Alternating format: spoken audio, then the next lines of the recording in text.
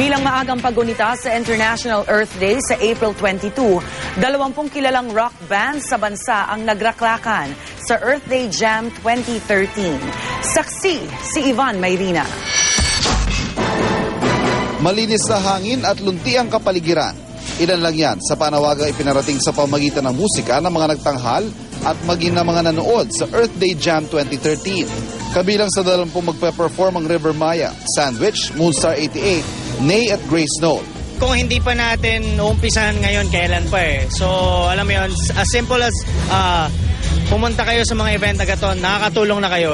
Simple things, like you can recycle things that can be recycled. Kung pwede naman lakarin. Maglakad na lang kaysa sumakay, right? Mag-bike, pwede rin. Hindi raw nagbabagong layunin ng libreng concert. 13 taon mula nang una itong isagawa. Pero ang mga nakikiisa, dumarami taon-taon. You don't have to wait for people to take care of something that is yours. Wala namang yaya ang Earth eh.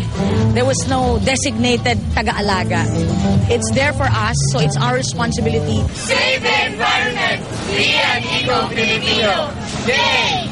At kung saan may musika, naririyan siyempre ang mga kabataan na bago pa man mag-concert ay nakaabang na. Kaisa raw sila ng mga paboritong banda sa pangangalaga sa kalikasan.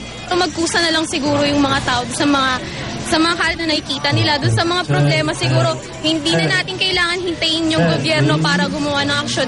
Ilang araw bagong Earth Day ay in-inspection din ng DENR at MMDA ang ilang aparatong sumusukat ng polusyon sa hangin. Kabilang dyan ang nakapwesto sa Commonwealth Avenue kung saan pasado naman daw sa katanggap-tanggap na standard ang nasukat na polusyon. Ako si Ivan Mayrina, ang inyong saksi.